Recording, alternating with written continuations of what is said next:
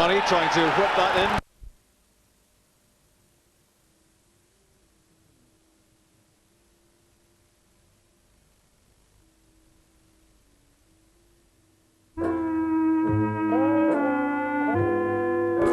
We will see the emergence of the information rich and the information poor.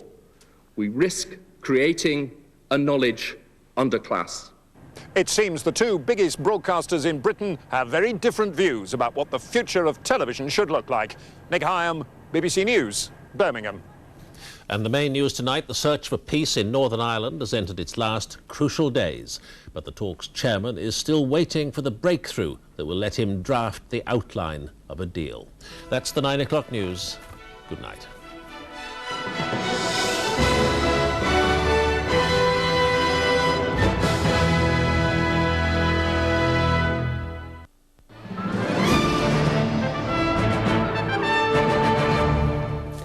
Good evening. Nearly 900 job losses have been confirmed by two electronics companies. 500 jobs will go in Haddington when the Mitsubishi television factory closes in June. And in Gurrock, Fullerton's Electronics has announced it's paying off 340 workers. For 20 years, Mitsubishi's Haddington plant has been a mainstay of the East Lothian economy. It will close on the 4th of July, putting more than 500 people out of work. The decision taken in Tokyo today follows an international review of the company's television set production. Managers say a glut in world markets makes it impossible for this plant to make a profit. They strenuously deny it's connected with the recent crisis in the Asian financial markets or a strong pound. This was a survey done by our company worldwide, and this was the unfortunate result of it for Haddington.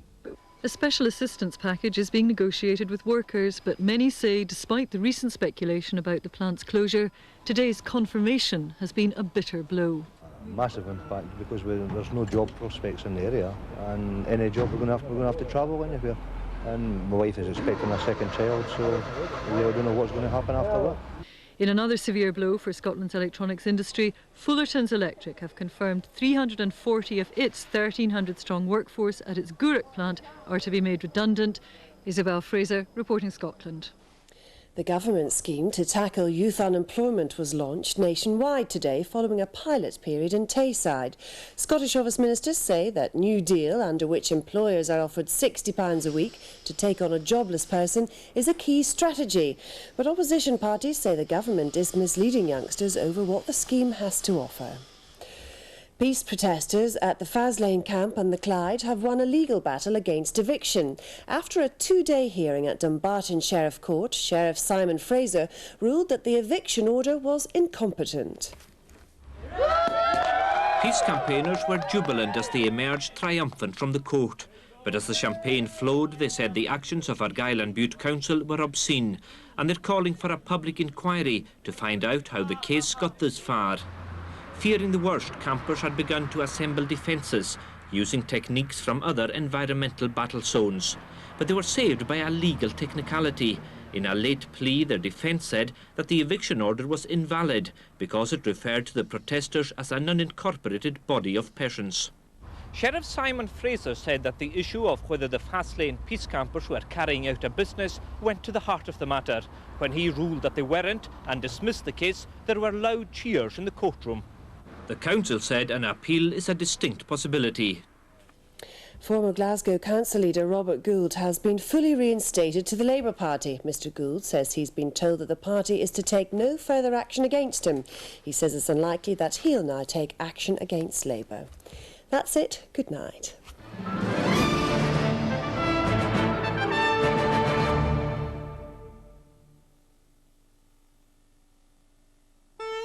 Two young men, friends since childhood. The door just kicked open and he come with a gun. One Catholic, one Protestant. I'll never forget the sight whenever I went into that bar. The two poor boys lying on the floor. Ulster stands on the threshold of an historical agreement, but extremists threaten to undermine the desire for peace. The most important thing is that the talks succeed and that we do have peace. What would you say to the politicians? Get down to talking, get the whole thing settled. Panorama asks, settlement or sellout, in half an hour on BBC One. Now on BBC One Scotland, it's over to Michael Fish for a look at the weather. Leaving to you, I'm dreaming of a white Easter. At least I am for some parts of the country. Not at the moment. That area of low pressure is actually quite mild and it's producing a fair number of showers. But just look at what happens by Good Friday.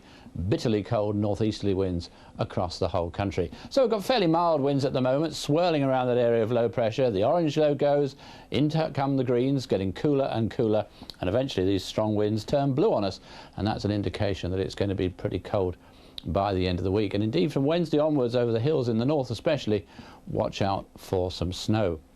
Now we have that area of low pressure with us. It's going to be slipping away during the night and into tomorrow, so even then beginning to pull in some of those northeasterly winds, but we've still got a lot of showers around at the moment, one or two fairly heavy ones as well. The showers will continue to fizzle during the rest of the night, but the odd rogue one continuing, I think, in the more central and southern areas, especially near to coast, and this rather sort of damp, drizzly weather in the north and east of Scotland, easing down into northeast England as well.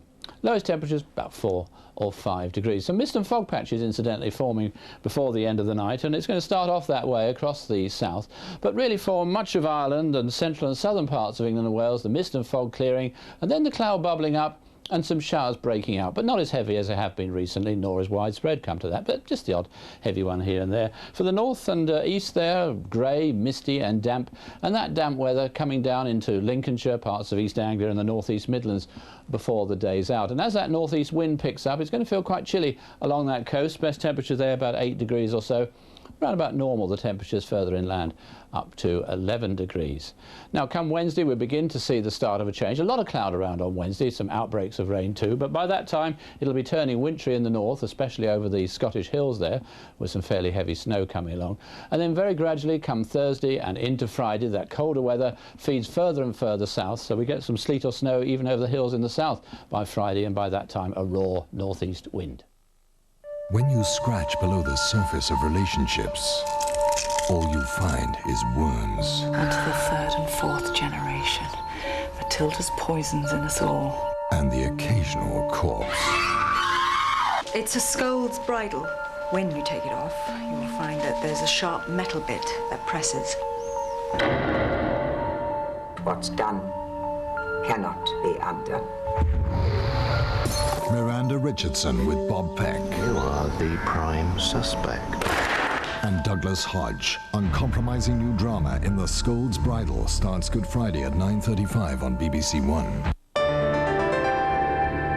This is BBC One Scotland, and things are particularly troublesome this week for Victor Meldrew, with more than his foot in the grave.